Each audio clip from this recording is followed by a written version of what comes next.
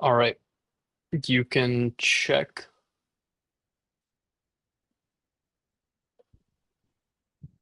Okay, on YouTube, right?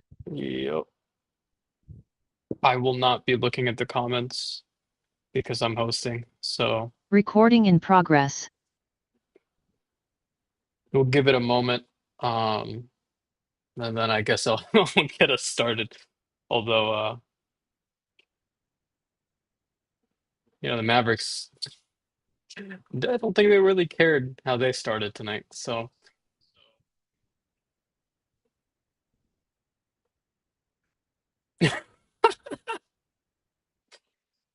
I shouldn't have opened that. They can see chat. Um, yeah, I think the audio is good and whatnot. Okay, you can't hear my washer or my dryer, right?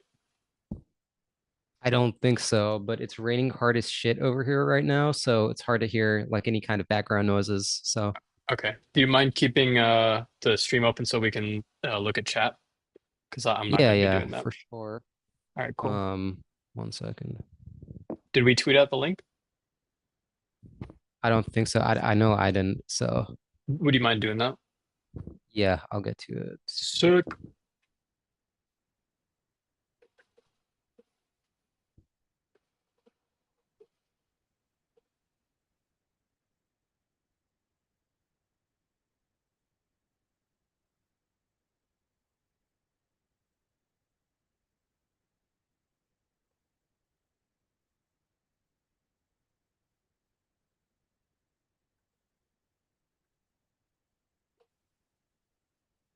Shit, let me open and chat myself.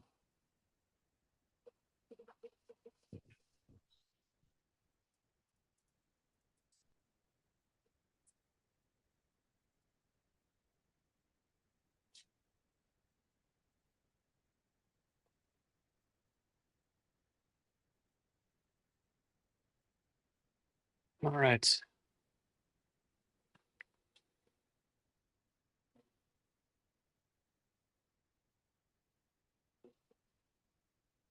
Stream is pulled up.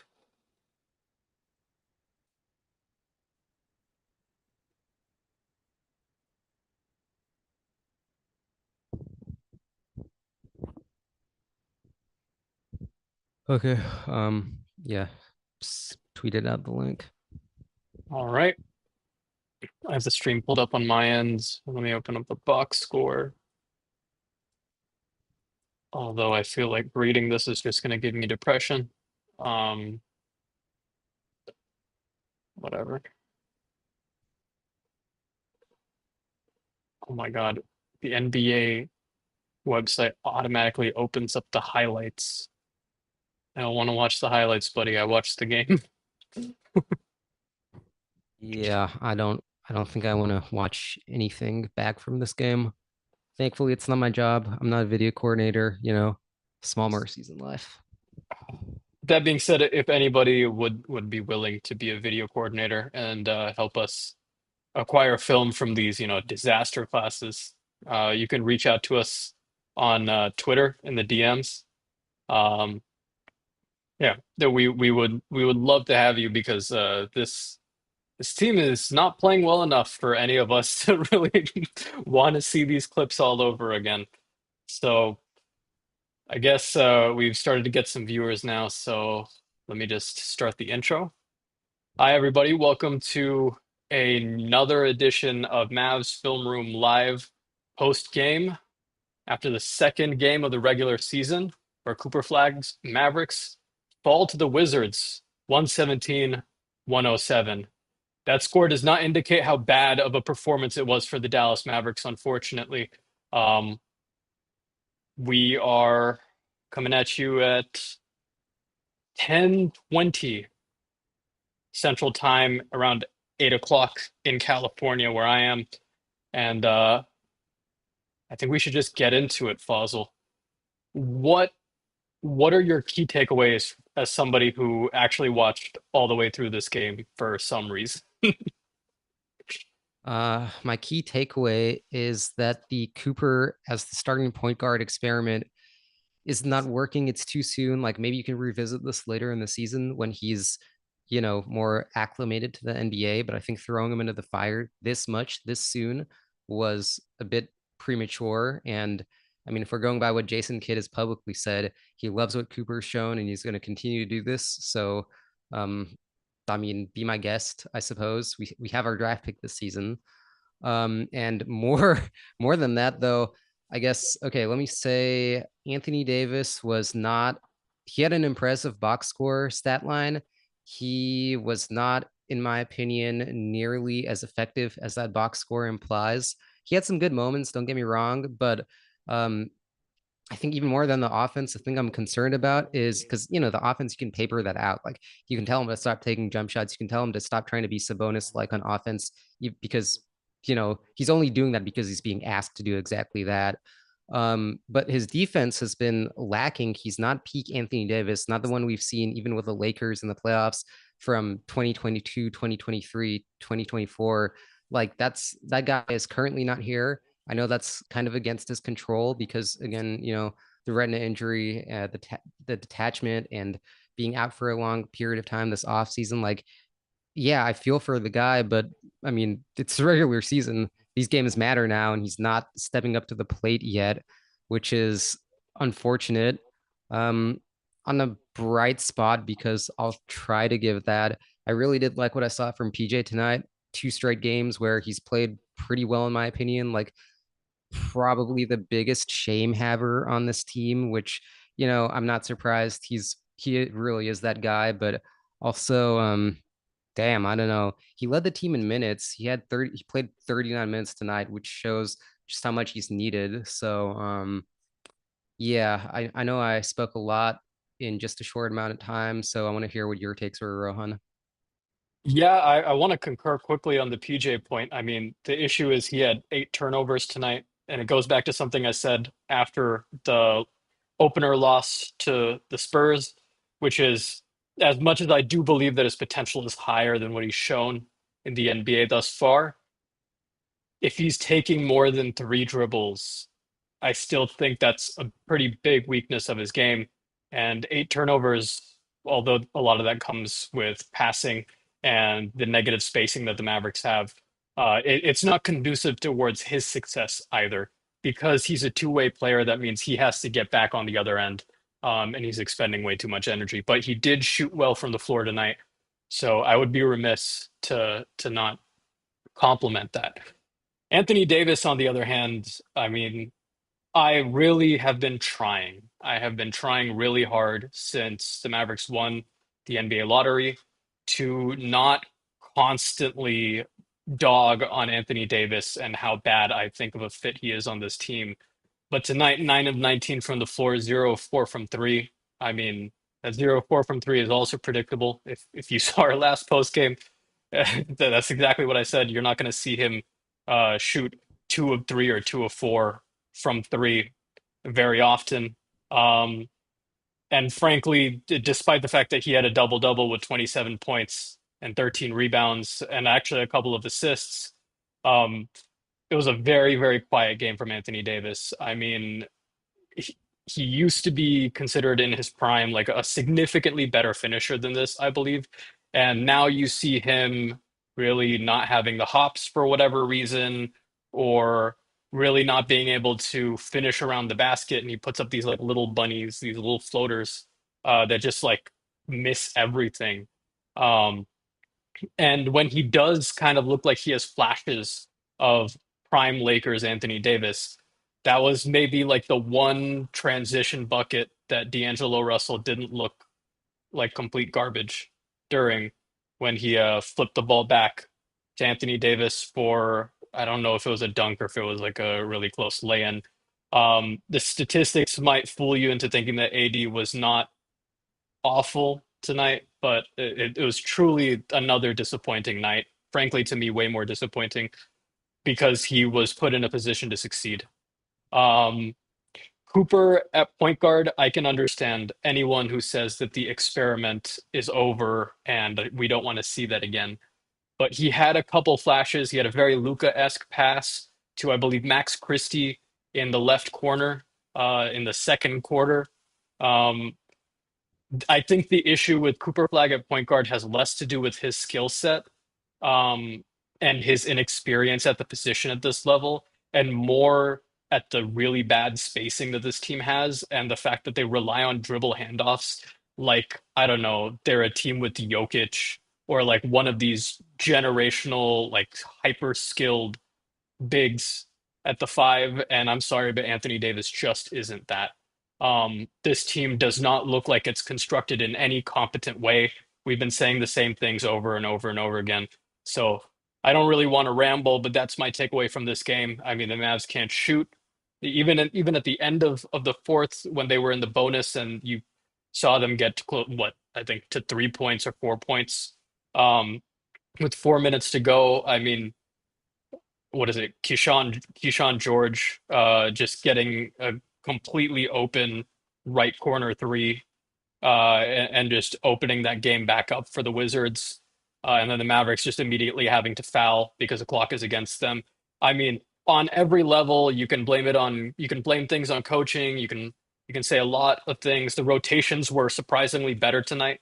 Uh, about halfway through the first quarter, Anthony Davis was the only big on the floor, which the spacing was significantly better. And the first quarter is maybe the only good basketball this team played. So it's very concerning their inability to defend the three as well as defend on the interior.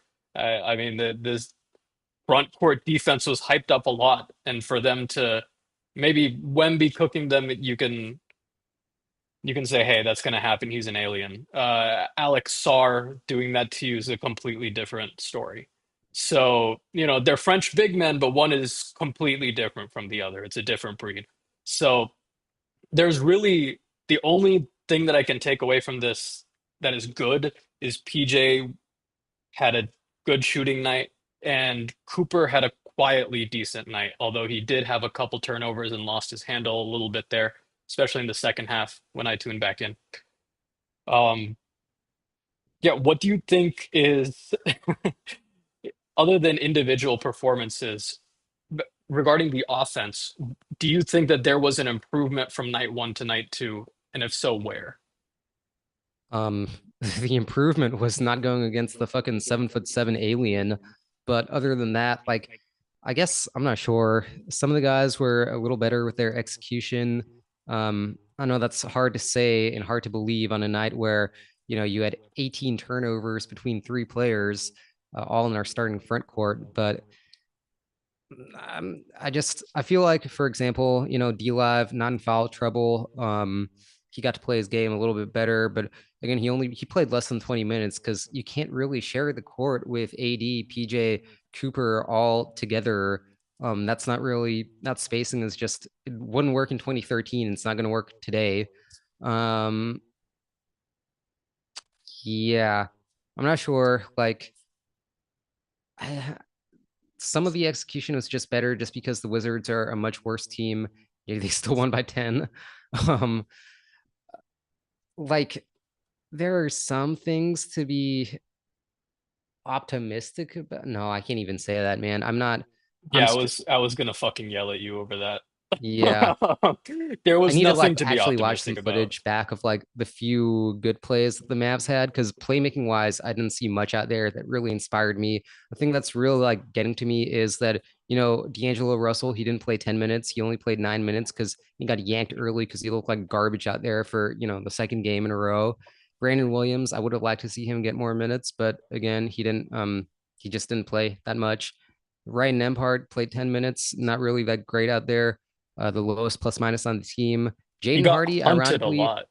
yeah, Jaden Hardy, ironically, the best guard I think out there tonight, or the best small guard at least if we're going to count Cooper as a point guard. But again, he's not a point guard. He can only score out there, and he scored like decently well. But yeah, I'm not sure. He's a shooting guard really, and he played good minutes, but it definitely wasn't enough. Um, I know you asked me like what I saw from the team as a whole, but like I don't know, it's hard to concentrate because most of this we are so paper thin defending the inside again for the second game in a row against a much worse team. Like a lot of this is tied back to Anthony Davis. The the interior defensive presence. He had a few good plays. I'll admit that. Like, basically when he forced guys into shooting contested middies. Yeah, I noticed that a couple of times, but for the most part, if you like, if there was somebody right at the basket, it was either a free layup or a foul for the most part, which and that's not very inspiring. Um, it's really ironic to me that in a lot of ways, like PJ is playing kind of the way we wished Anthony Davis would be playing on offense, with the fact he's actually making his jump shots and going hard at the rim when he goes in for a layup. And D Live is playing great in defense when he gets the opportunity. And he even, D Live, I don't know if you saw this, but there was one play where he executed the most perfect bounce pass right to Najee at the rim. And Najee, I think it was Najee or whoever it was. And then I'm pretty sure, Najee missed a point blank layup, but that wasn't like, that was exactly the kind of Sabonis impersonation you want AD to have. Like, lively executed that. So I'm not sure, man. AD's got to take tips from his front court teammates, I guess. I feel like I'm being mean, but it's hard to square away the guy How we are you saw tonight. what are you supposed to be nice about, Fazil? I know, What is there I to be know. nice about when you're losing by 10 to the Washington Wizards? I mean, yeah, I'm sorry for interrupting, but like, yeah, No, we you're good. Derek Lively actually has a decent basketball IQ and good vision. The thing is, does he have, the guard skills in order to, play as your passing hub? You don't know because we're busy trying to make Anthony Davis work. Um, and that is, I can't even skate over the trade on this because really you moved back 10 years in how you constructed this roster, and you're just kind of expecting it all to balance itself out because of the talent. I mean, Clay was bad tonight. Clay does not look like he belongs in the league, which is not something that I would have expected from Clay Thompson. Okay. Like D'Angelo Russell, who's like your major acquisition, can't be your starting point guard, can't even be your bench point guard. He can't stay on the floor. Anthony Davis cannot defend. He cannot shoot. He's not even getting to the basket the way he used to. He looks a step slow. Um, I don't know. I don't know what to put the finger on in terms of individual performances, but I can tell you that when I watch these games, I am like disgusted with how much I want them to succeed still. Like I said this after the Mavericks won the lottery in our reaction pod, that the phrase MFFL sounds like I've been conscripted into an army that I never wanted to join. And it legitimately, this feels like, and I'm literally just quoting myself here. This feels like I'm in an abusive relationship where I am expected to come back no matter what. And the thing is, I love basketball, and I grew up in Dallas. We watched Dirk Nowitzki, we watched Luka Doncic, and now we want to feel that same way about Cooper Flagg. But this team it feels like it's all working against him. And to go back to the trade and say something maybe a little newer, you traded Batman in his prime for old fat Robin. Well, actually, he wasn't fat at that point. For an old Robin. And then you tried to spend the entire summer with all your media connections and all this saying Gotham is going to be way safer than it ever was with Batman. Batman was old and fat and lazy, and he couldn't cut it. So we got better by making Dick Grayson or I don't know, Jason Todd, the franchise player of this team, even though he's 40 fucking years old. Like it feels like everyone can tell you, except for company men, why this didn't work.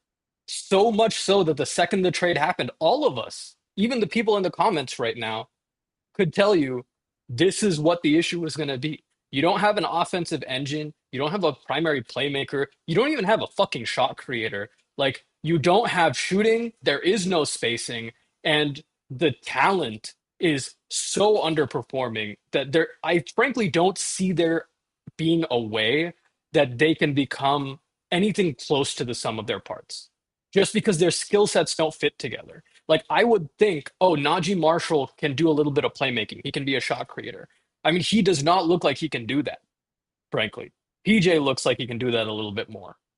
But you're relying on guys that like they're your two-way role players, maybe fringe star level talent in terms of athleticism.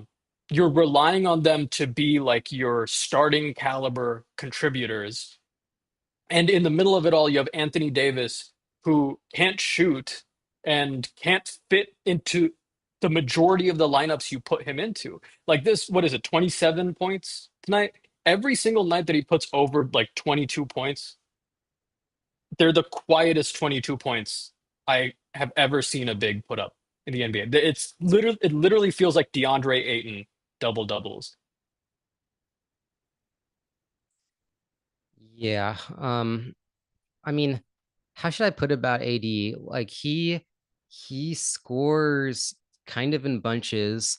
Sometimes even like tonight, he had a couple of nice buckets where it looked like, again, the AD of old, but there are also for every one of those, there were basically two plays where he just, turned it over, chucked up some bullshit, or I mean, I don't even know. He wasn't able to assert his will despite what the box score might say. He shot sub 50% as a big man. That's pretty atrocious.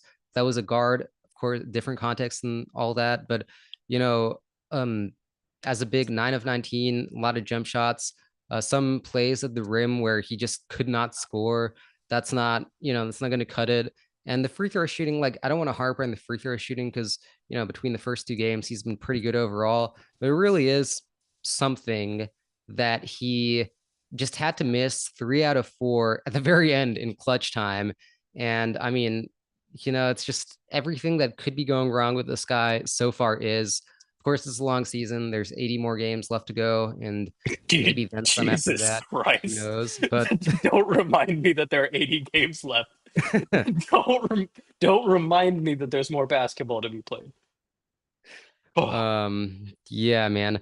Look, I guess if there's anything else nice that I have to say, it's in the fourth quarter when Cooper got going and was leading that comeback, he was looking, I'm not gonna say 77 like, but he was looking pretty good himself. Like this is the guy we definitely drafted, and I was very you know, heartened by what he was able to pull off in crunch time, especially that pull up three. Doing stuff like that when he gets more comfortable on the court. He wasn't thinking about it, honestly. I don't think he was in his head so much in that last stretch. And he even like, that play where he got the rebound, drove right down the court for drawing that foul right at the rim on, I think it was Bagley. That was great. That's like the kind of stuff you need. Those are winning plays.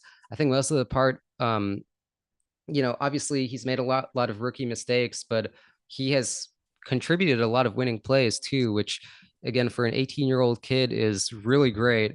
Um, I just has to be on the rest of everyone else to give him help. Clay, AD, the two oldest vets, they're not really doing their part, and then you got to basically, PJ, he's great, but after and D Live, he's cool too. But after that, there's just if you look at the bench, a lot of untested guys, and I mean, it's hard to say they got to get better quickly, and again, that's hard to put on them. Of course, hopefully at some point this year, Kyrie's going to be back. He's going to be playing in a way that should hopefully take off a lot of burden from everybody's shoulders. If these two games are indicative of what these guys got to go through, but I don't know. Like he's still coming off an ACL tear just a year ago. Like I, I'm not sure. It's going to be tough either way. The only thing I can think of as this roster is currently constructed, maybe playing Najee at the point like he did last season to close it out because the Mavs were just that injured. Like it wasn't great then, but it might be better than what we have now.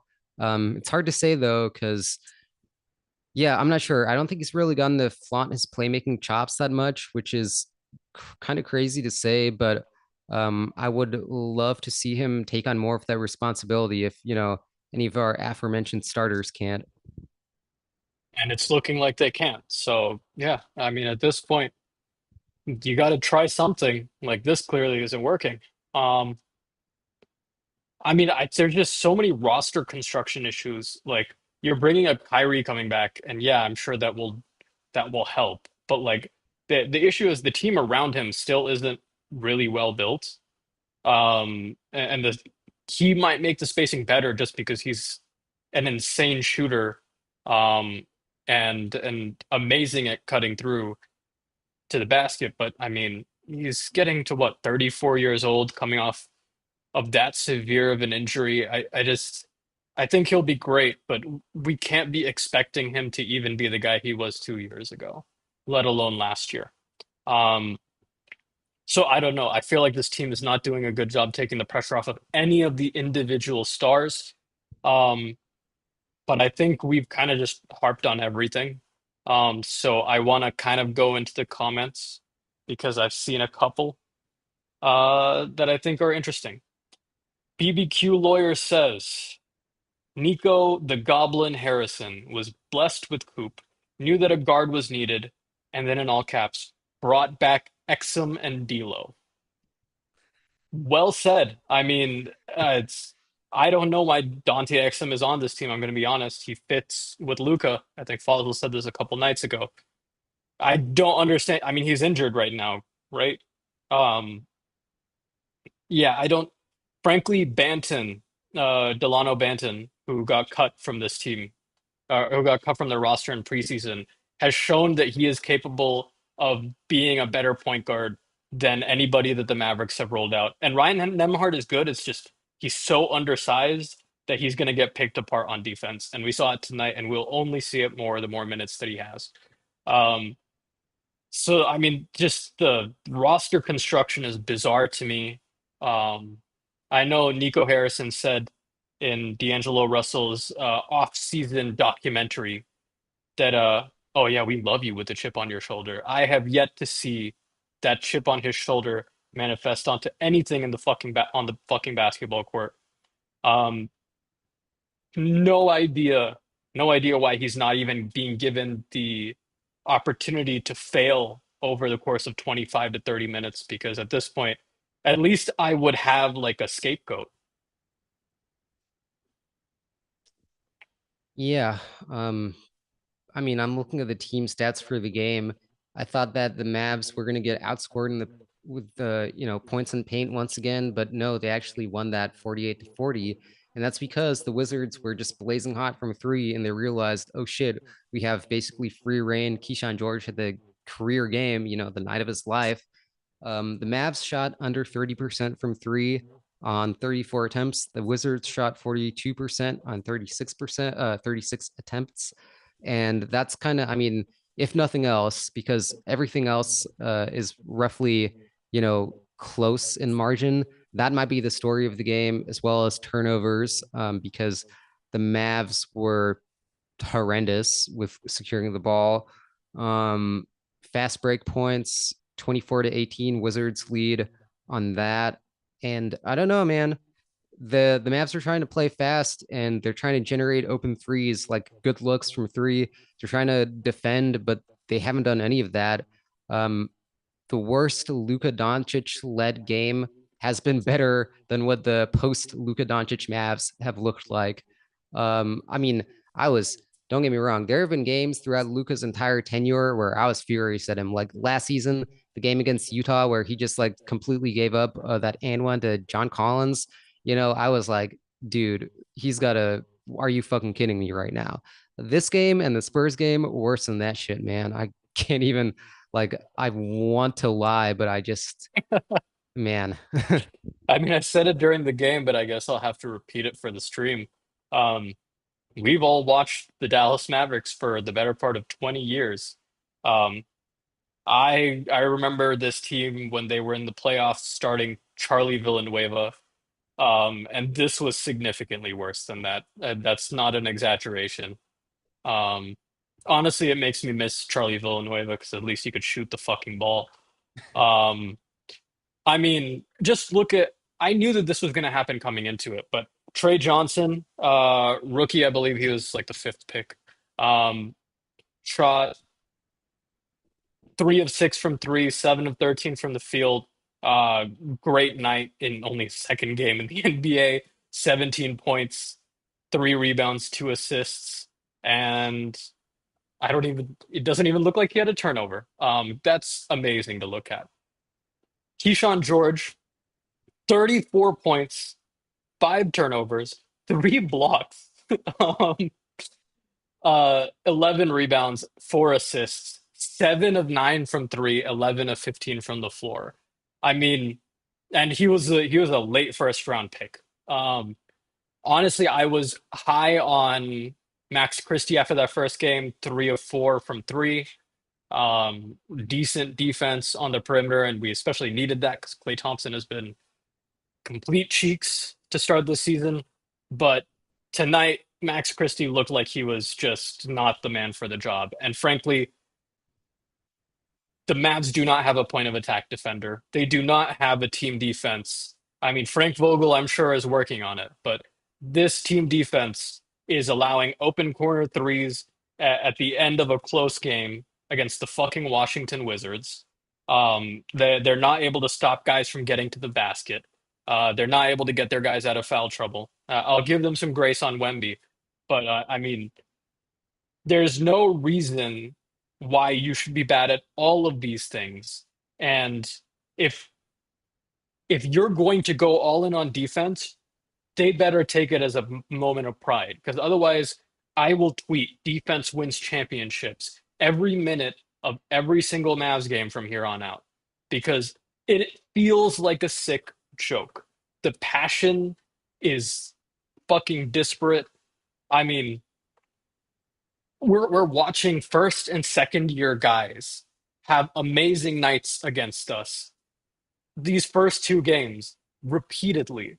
Like that is not the identity of a defensive juggernaut.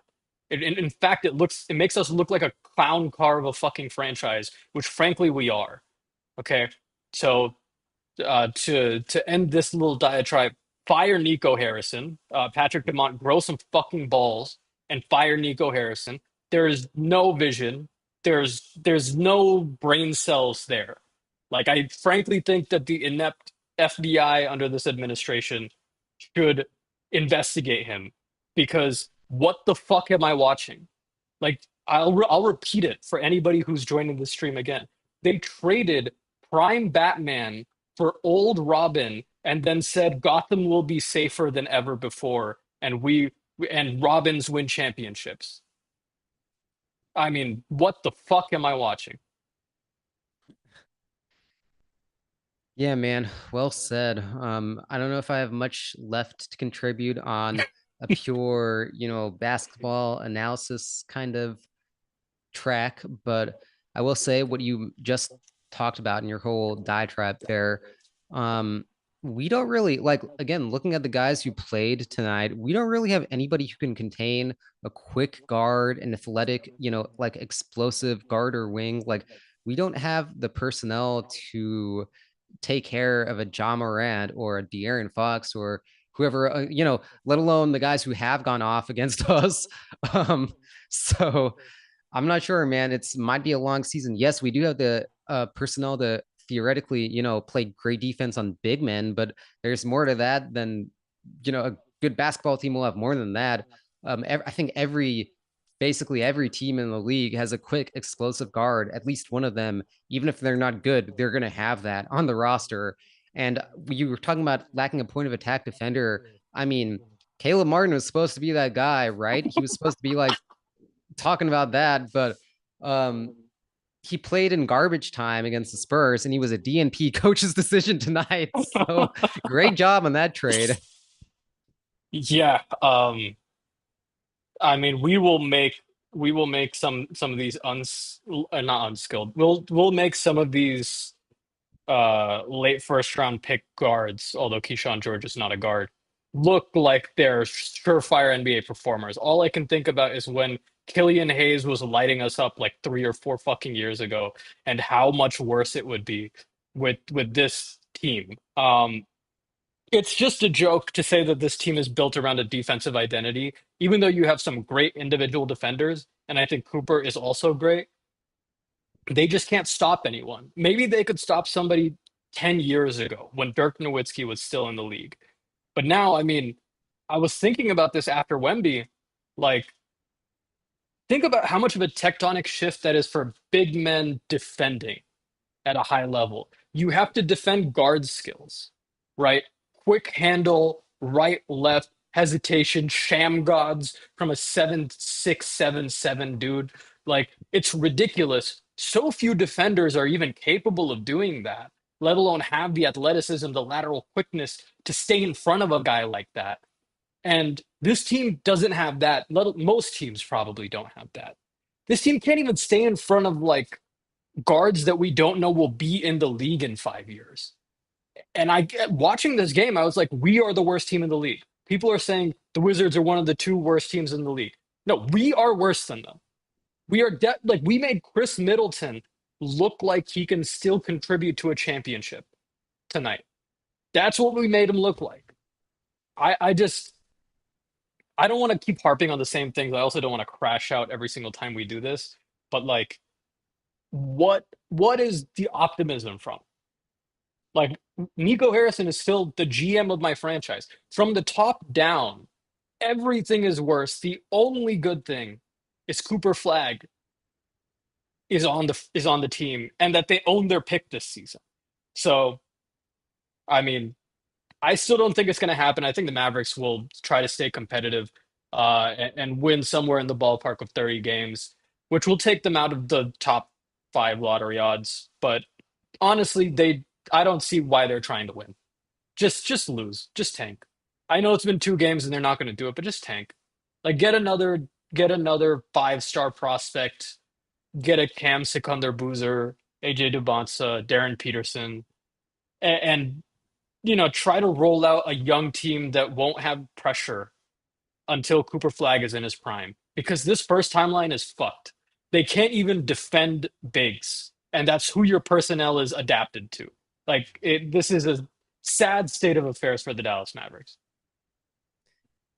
Yeah, I mean, okay, yeah, I think if we continue talking, we're just going to keep on harping on everything we saw tonight. But just, I guess, one last addition to the thought I was going on about with the point of attack defense. Like, I thought of this tweet that Shea Serrano had 2 nights ago, where it was a pro Wemby tweet, of course, because he's a Spurs fan, but he was talking like, Anthony Davis came into the league looking like a unicorn, and now Wemby made him look like a second string guy on an AAU team. Um, but besides that, I was talking about I found that interesting from the unicorn perspective because, like, nowadays, do you think really anybody is calling AD a unicorn, even if he's playing well? No, I think he's like kind of more or less the standard big. It's kind of crazy how fast the game evolves. Like, he's not going to be a unicorn as a big man, you really got to be chasing perimeter guys around like the entire game. And he can do that in spurts for sure, but he is not that guy to do that for a whole game anymore. Like, I think he was that guy sort of between 2013 to 2022 ish, but he can't just, he's too old now. I think he's kind of past the point where he can consistently do that. And that's not really a knock on him. He can still be a great player without that quality to his game, but it just means whatever the hell team you constructed is basically operating on out of date knowledge. I can't, I don't like that, of course. And okay, I've talked about the bad, but the good is that I'm being a little too harsh on Cooper. It's only game 2. I think he will continue to adjust. I think he really can be an elite POA stopper. He just needs obviously more reps at the NBA level. I think he's gonna, look better and better throughout the season, and we're gonna be seeing some great moments out of him. I'm definitely excited for that. I'm not sure what else I'm excited for though, to be honest. Well said. Well said. The point you brought up about AD is really important. So I'm when he came into the league, he was billed, especially in New Orleans, about, oh, he has the wingspan of a Tim Duncan. He is the size of, I don't know, a Roy Hibbert. That's a crazy comparison. And he Roy came into the. Hibbert. I understand. I understand. And he came into the league. He was drafted with a lot of guard skills, right? When it came to potential, I can see someone calling him a unicorn. I think by the time he won that championship in Los Angeles, we knew what he was, right? He was being put in a very specific role, not being asked to do too much more than that. And he had a career year shooting the ball. Just like I don't know what happened. Whatever happened to Anthony Davis, please just like replicate it like a superstitious person because we need that desperately for this team to have any chance of being successful in the short term. Um, but this franchise is one that led a tectonic shift in the league by having a Lone Star construction around the greatest shooting big man ever. Um, and they won a championship, the hardest championship, uh, with that guy uh, past his prime. A lot of people said. So it's not like it's impossible to win with somebody with the talent level of Anthony Davis. The issue is it's like a regression. We've gone from pace and space NBA, that's where everything is going. Tall guards, skilled bigs, everybody needs to be able to shoot. Offense wins games, right? We went from the Uncle Drew, the game has always been about buckets, to defense wins championships, which sure is true on like a run on a possession to possession basis, but that's not what wins you games. What wins you games is being able to hit open threes and defend threes, right? And this team cannot do either. Not only that, like defending the interior is one thing. They have the personnel, and they had the personnel to do that even before the Luka trade. But it seems like they just mortgaged where the league is to go to some concept of what the league was. And, all the criticisms of Nico Harrison, he's definitely behind, but it's so sad. It's so much sadder than just the trade. This franchise went from being on the vanguard of what an NBA team can be and pushing the envelope in terms of how you can succeed and making everyone else in the league follow suit to now everyone is laughing at us because of how far behind we are. And it's because of one man. So if this is the last thing we say tonight, I've said it, I want to say a dozen times today, a dozen times on this podcast and the six appearances that I've had or whatever this year since the Luca trade, but God damn it, fire Nico Harrison. There's no reason why this man is your GM. None of the moves that he has made ha since, especially the Luca trade, have contributed to you being able to succeed. He lucked into Cooper Flagg, and now, I mean, what is he doing? What like this team needs a point guard. There's so many holes to fill, and none of them were filled over the offseason. We have D'Angelo Russell who cannot play serious bench minutes. We have a bench who scored 0 points in the entire second quarter of this game against the Washington Wizards. So,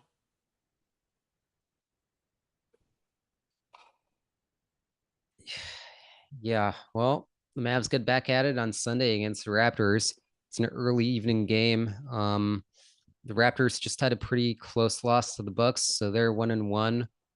Uh, I don't know, man. Are you looking forward to that game, or are we prepared to do this all over again? uh, at this point, my mindset is that the Mavericks are going to just lose way more than two-thirds of their games, unless something seriously shifts in the coaching staff, in the personnel, in the rotations, or maybe like some of these guys just wake up and decide to become NBA level talents again.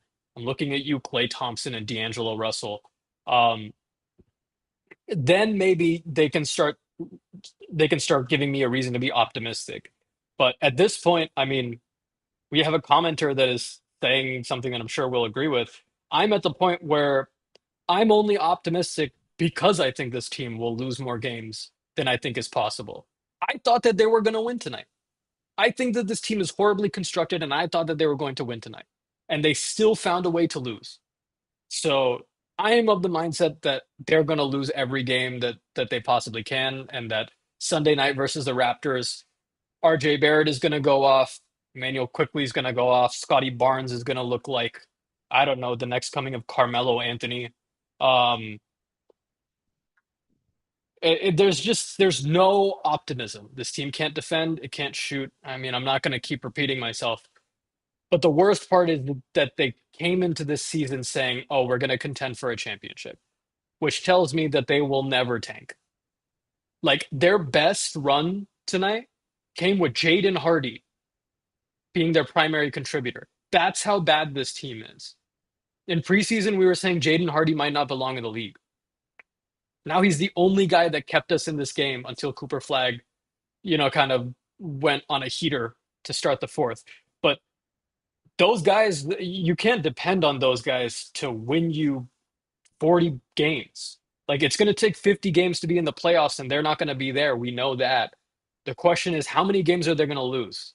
I don't think that they're smart enough because they lack a serious GM to know that they should lose games because this is one of two first round picks that they have of their own.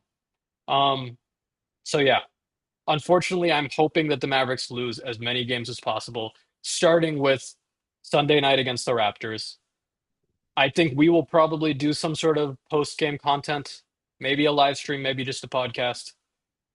I am not sure that I will be there, frankly. And Fazil, I appreciate you being here um, and spending all that time to watch the game because God knows I was not going to do that.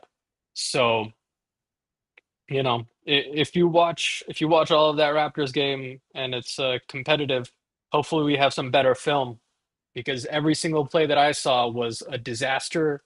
And the breakdown that I would be doing would be, here's how this could actually look like a competent system. Um, so maybe we'll actually be able to get to film and have a reason to be excited, even about a play-in territory team. Um, but I don't see it happening. We are in purgatory, and we have a lack of leadership and management, and everything is bleak right now for the fan base. I get it. We're all there. So we're not going to harp on it too much, but I appreciate anyone who stuck with us. We still have 5 people watching us. Uh, Anybody who was venting in the comments, I tried to get to as many of the poignant ones as possible. Um, but yeah, there's not much more that we can say that we haven't said 30 times this year already. I wish that this was not a doom and gloom episode of the Mavs Film Room podcast, but it was. And I sincerely hope that whatever we have in store for you guys on Sunday or next week is not doom and gloom as well, because if that's the case, I will not be here by the end of the season. So, any parting words that you have for our audience, Fazil? I guess, I mean, y'all make a great point about being in contention for the first pick being a good thing outside of the fact that we have it. Um, because if that happens, I'm sure Nico's out of a job. So that's really all the reason I need to be on board with that. I hope they win though, but I hope the Mavs win some games. But um, the next best thing is just getting that first overall pick or something close to it, especially because this is a stacked draft class. But what I don't want to see is them, as Vinay alluded to on the last episode, basically being on the treadmill of between like 30 and 40 wins, because that's kind of the worst of both worlds. But anyway, that's all I had for tonight's episode. I think I'm not even gonna play 2K. I'm just gonna play some different game because I can't even look at a basketball right now. I can't even look at the virtual versions of the players on this roster right now. And unfortunately, I mean, yeah, empty 2010 games are going to be the course for Anthony Davis throughout the season, but Kyrie Irving will come back at some point around All-Star break, maybe beforehand, and he'll play himself into shape. And I'm sure he'll win us like 10 odd games, 20 maybe, if we're lucky, just off of his contributions, which is why I'm just thinking there's no way that we as Mavs fans find ourselves with two like number one picks in a row or like a top three pick again next year, which is unfortunate. If I was the GM, shit, if we had an actual GM, uh, there would be a lot of trade talk happening right now. And yeah, I don't even really want to talk about that because even that would be depressing because I don't think that we're getting a significant amount for Anthony Davis. Um, but we'll see. Maybe these guys turn it around. I do think that they at least played marginally better tonight, but it was also against the fucking Washington Wizards. So, uh, yeah. Again, thanks for watching. Thanks for your comments. Thanks for venting. Fossil, thank you for your time. And for anyone who's listening to us in the podcast form, we appreciate you sticking through with us for maybe the worst season in the history of Mavericks basketball. So we appreciate you, and we will see you after the Mavericks play the Raptors on Sunday night.